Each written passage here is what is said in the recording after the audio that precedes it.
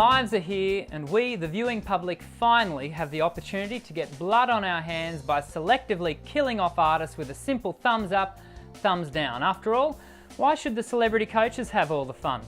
Hello, my name is Dr. Dan, and you've stumbled upon the weekly video review of the third season of The Voice Australia.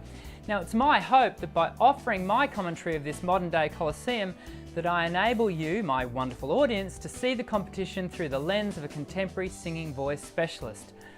There was only one episode this week on account of The Voice Australia Kids being premiered on Sunday night.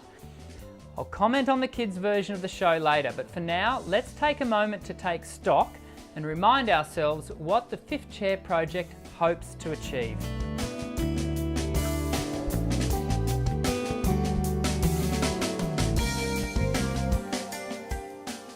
When I first started this project, it was my aim, and remains so, to critique the singers and their performances.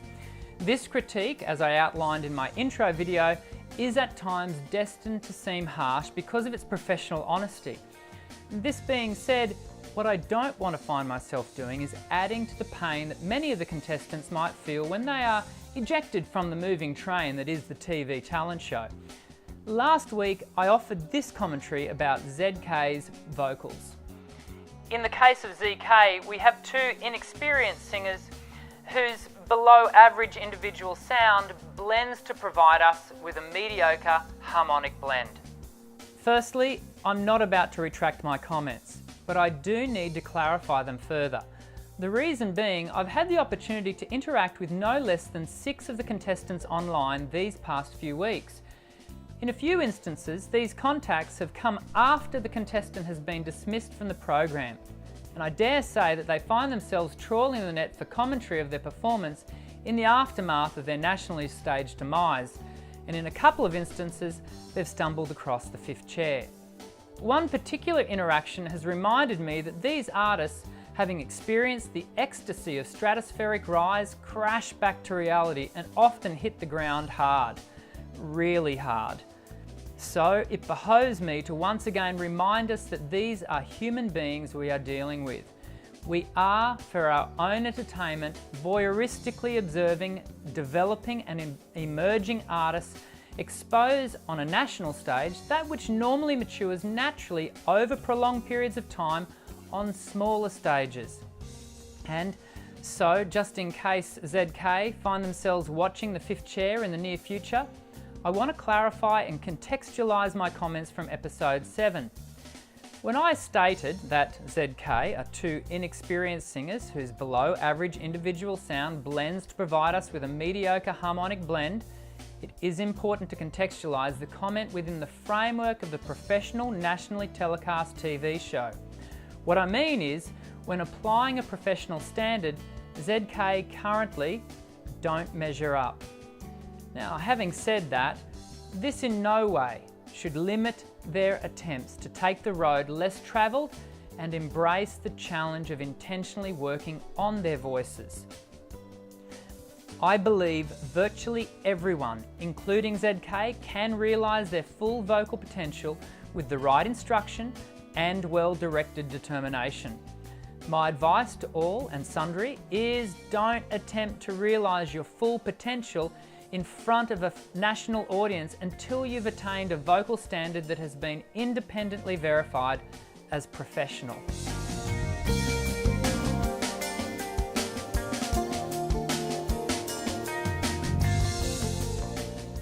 First things first, singing is not about perfect notes. Singing is about communication.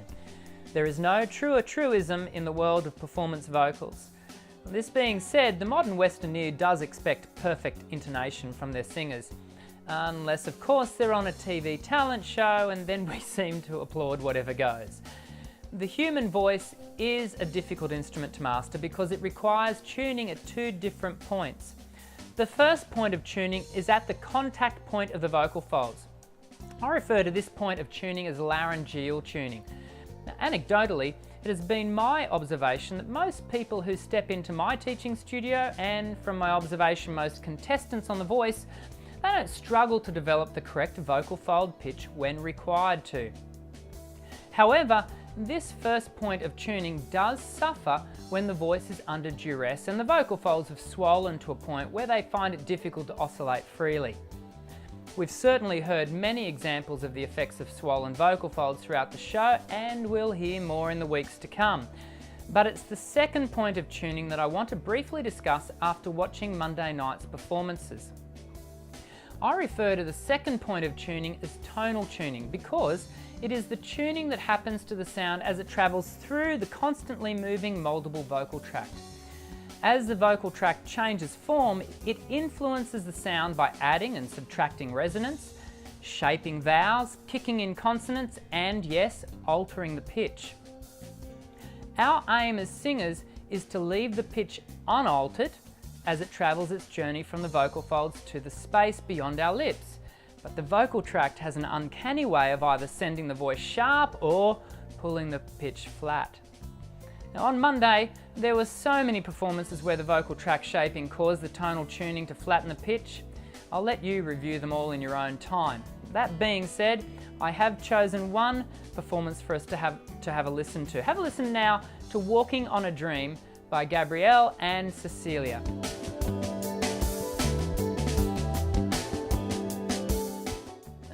It's pretty hard to miss the poor intonation on display here.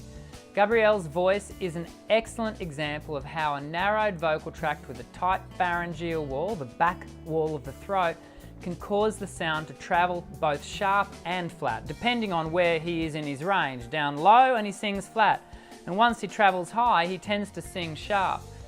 Because Gabrielle has styled his sound as a thin, nasalized whine, he will continue to be in danger of poor intonation when performing live.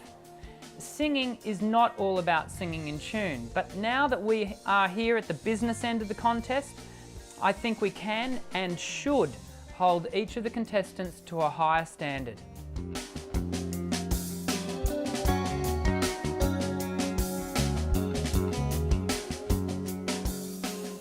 I'm afraid it falls to me to correct the educational record. On Monday night, Joel Madden educated the viewing public quite poorly. At least the way his statements to Taylor were edited by the program's director suggested poor instruction. Essentially, Joel implied that Taylor's laryngitis was something she simply needed to push through because it was all in her head. No, Joel. Laryngitis is not a mental condition that the singer should simply push through. Laryngitis is the blanket term we give to vocal folds that have swollen to the point where they will not produce sound. Acute or short-term laryngitis is typically caused by a viral or bacterial infection. Chronic or long-term laryngitis can be caused by smoking, pharmaceutical inflammation, such as that caused by inhaled steroids used by asthma sufferers, and untreated laryngopharyngeal reflux. Now, the last thing a singer should do if they're experiencing laryngitis is to push through. Now, my summation of Taylor's laryngitis with the information at hand is that she probably had a viral infection, possibly caused by her long-haul flight to the US and the extra stress that she is starting to experience as a part of the program's schedule. What Taylor needed to do was be quiet. Viral infections that cause acute laryngitis generally only last 48 to 72 hours and are best dealt with by applying complete vocal rest. To use the voice while the vocal folds are inflamed is to place the voice at risk of significant damage. Damage that could require months of remedial work with a speech pathologist.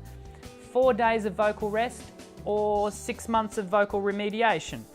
Always remember, prevention is better than cure. Once the swelling starts to recede and the voice starts to oscillate freely again, the singer should start to move the voice through the range of an octave to an octave and a half using light humming and lip bubbles. A good rule of thumb is, for every day you are sick, expect twice as many days in recovery.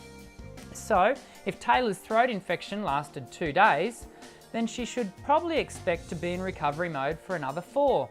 Of course, this generalised rule of thumb is only applicable to short-term instances of vocal tract illness. As a final thought on this matter, regular steam inhalation is also good for expediting recovery. Respectfully, Joel, you got this one wrong.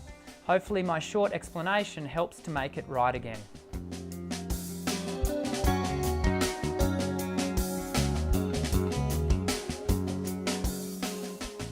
I'm going to call it like I saw it this week.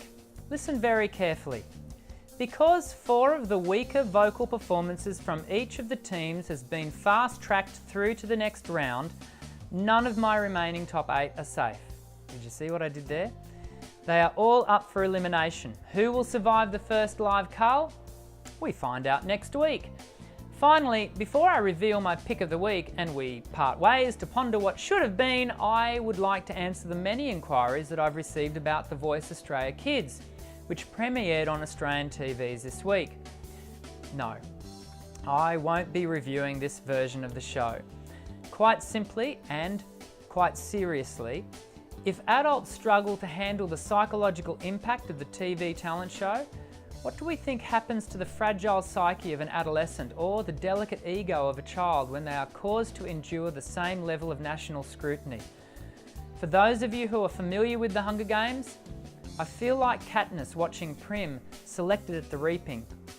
If I could volunteer as tribute, I would. All that is left for me to do this episode is announce my pick of the week. I want to first give honourable mention to Kat Jade's performance of Brave.